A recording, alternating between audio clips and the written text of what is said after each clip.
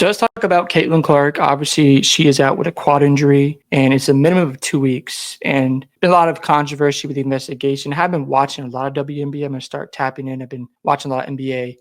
But I do want to play the clip from Stephen A. Smith and what he had to say about Caitlin Clark's absence and how this could impact the WNBA with viewership and attendance. So let's go ahead and just hear what Stephen A. Smith had to say here. Unfortunately, the Indiana Fever star will be out at least 2 weeks with a left quad strain. The team announced that Monday. Further updates will be provided following reevaluation, the team had said. SA, how big of a blow is this to the W? We'll find out.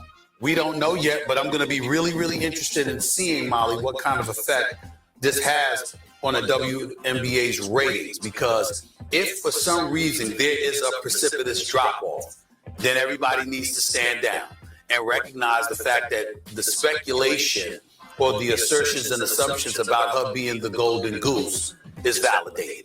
And if that happens, then you know what, you ride that wave. Rising tide lifts all boats. And if this is the magnetic traction that draws viewers to the WNBA, and her absence over the next 2 weeks due to that quad strain is providing further evidence of that, then everybody needs to accept it, stand down, and ride that wave.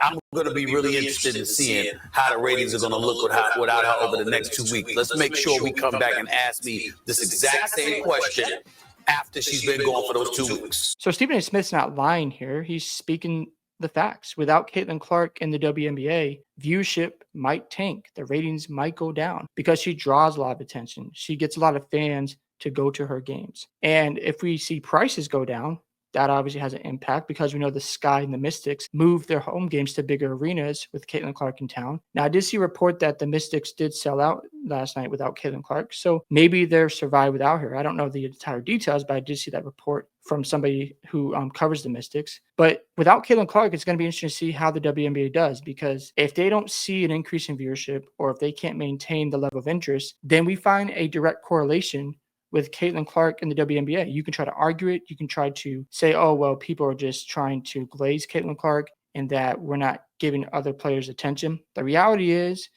when it comes to marketing, people are going to be interested in what they want to be interested in. If they want to, buy a specific ice cream bar and they want to buy this ice cream bar, then that's what they want to get. So you have to pay attention to the market and how people are, staying in tune with things, what they want to watch. So if they just want to watch Caitlin Clark, that helps your viewership. And if you're a Caitlin Clark fan, you want the Fever to play better. I know right now they're 2-3. They're off to a rough start. It's early in the season. But again, you want them to do well because other players will get attention. People will start watching more. Another thing is this. The media and the way fans treat the Indiana Fever fans is sickening.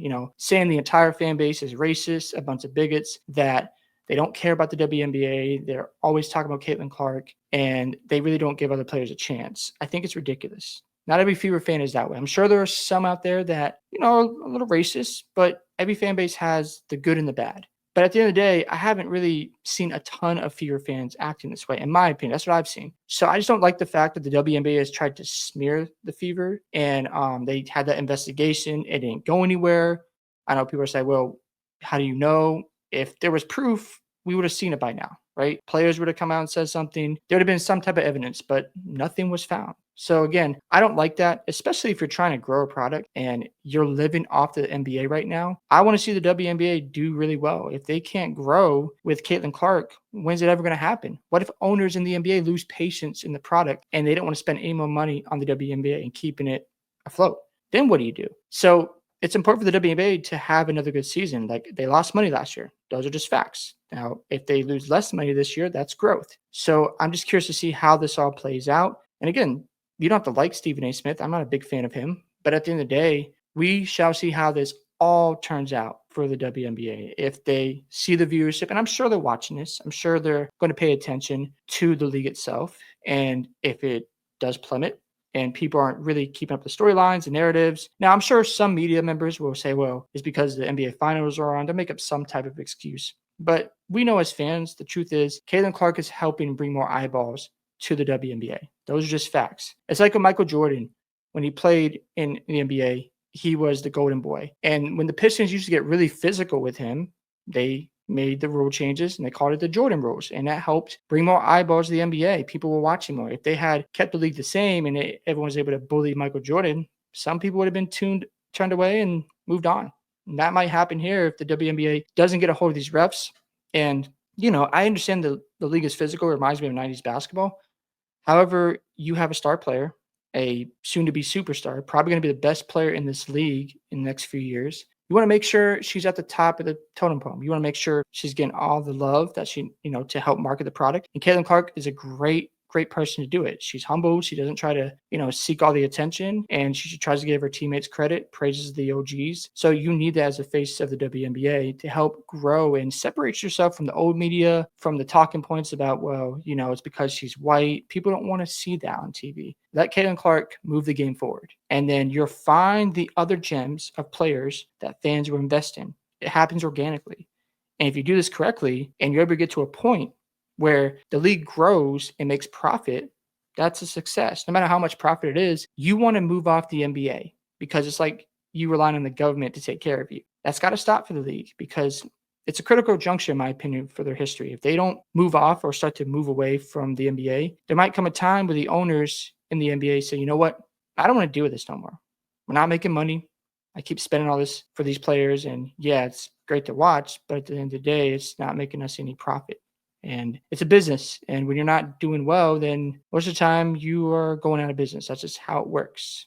It's just facts. So we shall see how this all plays out. And again, it's normal to have favorite players. I'm not against that. If you just watch for Caitlin Clark, that's cool. I mean, everyone has their biases. Everyone has their players they enjoy watching. Some people just like to watch NBA players and not have a team to support. That's happened over the years, and that's fine. Do I like it all the time? No, because when they claim it's their team, it's like, no, you just like the players, which is cool. But again, it is what it is. Those are just my opinions. But yeah, WNBA has a ton of talented players. The thing is, they don't hold the same amount of influence as Caitlin Clark. It is what it is. Can't control that. You could say, oh, Angel Reese, she doesn't get enough attention, or her offense is still struggling. Or you could say like Asia Wilson doesn't get enough attention. She's a great player. I think she's the best player in the WNBA right now, in my opinion. There's other players that are talented, like Sabrina Ionescu. She's fun to watch, but they just don't hold the same amount of weight as Caitlin Clark. Doesn't mean they're bad players. It's what the fans want.